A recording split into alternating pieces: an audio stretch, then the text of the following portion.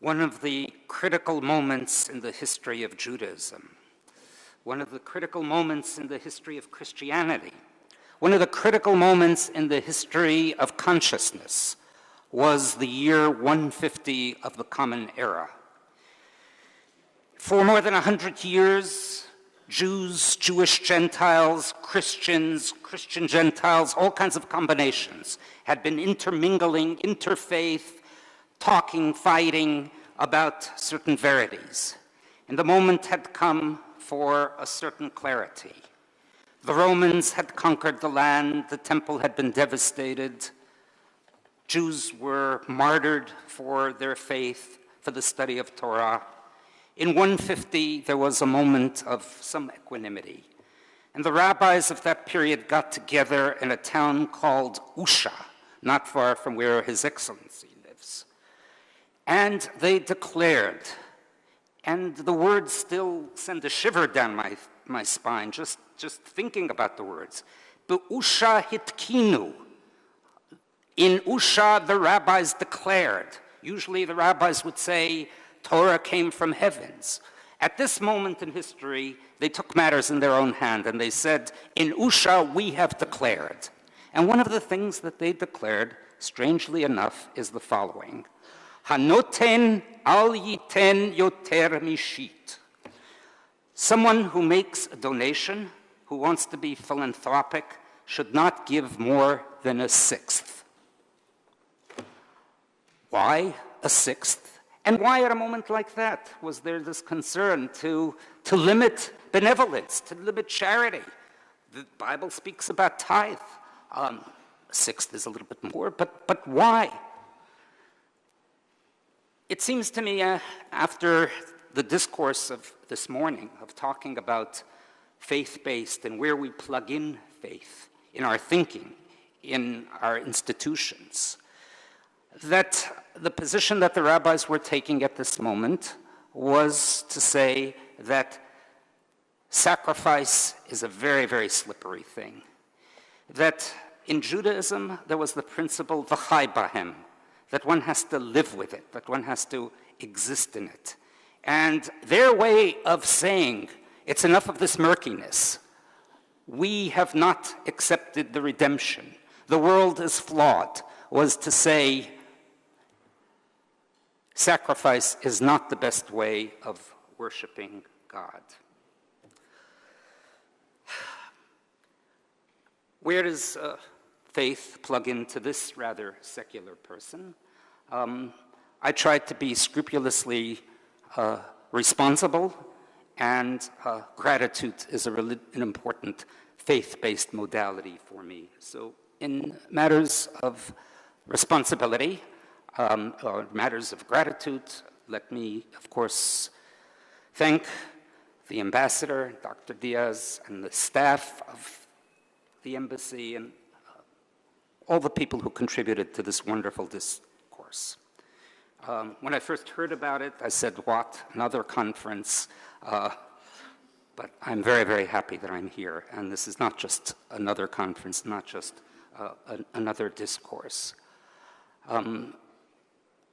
I'm also very grateful to my friend Catherine Marshall, with whom in discourse and a friendly argument across adjacent time zones that we lived this summer, she helped me clarify some of the points that I want to make today.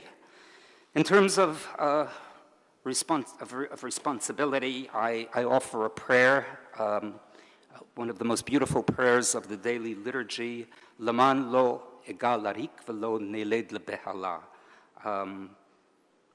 We may hope that we shouldn't toil for naught and give birth to confusion, which is a way of saying buyer beware. Maybe I'm wrong about everything that I'm going to say.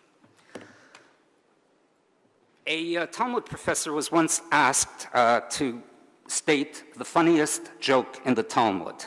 He thought about it for a moment and he said, the funniest joke in the Talmud is that scholars make peace. A rather sardonic remark for a great scholar himself. Another great scholar and orator who I knew when I was a young professor at Yale, William Sloane Coffin, a great orator. I used to go to church to hear him speak on Sunday mornings. I once asked him, Bill, how is it that every Sunday you make such a wonderful sermon? How do you do it? So this, hunk of a man sort of put his arm around my shoulder and said, well, I sit down Monday morning and I think and think and think and wait for, God's inspiration, and, it doesn't come. I go home. And then Tuesday, I sit down and wait for God's inspiration and, wait and wait and wait. And if it doesn't come, I go home. I do pretty much the same thing on Wednesday. But on Thursday, if God's inspiration doesn't come, I sit down and I write my sermon. A faith-based position, one might take the opposite position. One might say, Lord, open my heart. Let me speak words of truth. Let me try. And if it doesn't work, hope for God's assistance. Both seem to me to be legitimate approaches. But I think, my dear friends, we cannot fool ourselves about what it is that we're talking about. I share your enthusiasm for religion, inspiring our activities. I'm not so sure that the world disenchanted is a great place to live in, particularly in terms of ethics and responsibility. But there is a dark side to religion. And I spend a lot of my time thinking about that dark side, and maybe I was the wrong person to invite for this. Because that dark side is really there, and we have to take it into consideration. In that regard, I have one proposal to make, and that is that all of us, and particularly those of the Abrahamic tradition, realize that we do have a capacity to work together and to resolve lots of conflicts. But let's agree, let's call a moratorium on pronouncing our religions as religions of peace, because there is that dark side, and we have to come to terms with it.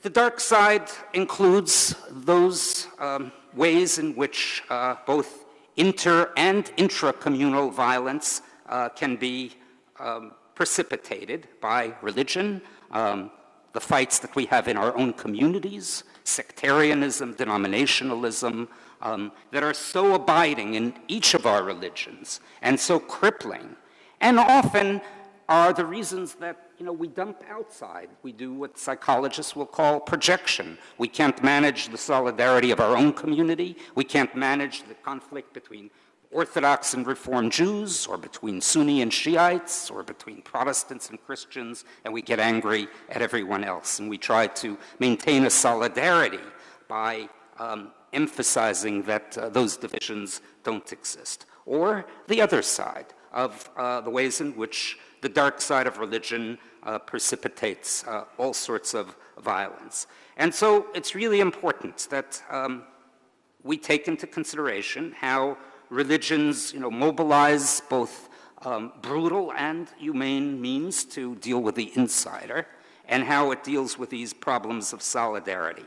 The extent to which religion deals with inclusiveness, the ways in which religion is exclusive, the ways in which interfaith strategies combine some sort of theory and praxis, or have such elevated values that are so unrealistic that leave believers in a constant state of impairment, of guilt, and lead them to ways in which they act out in not very good ways.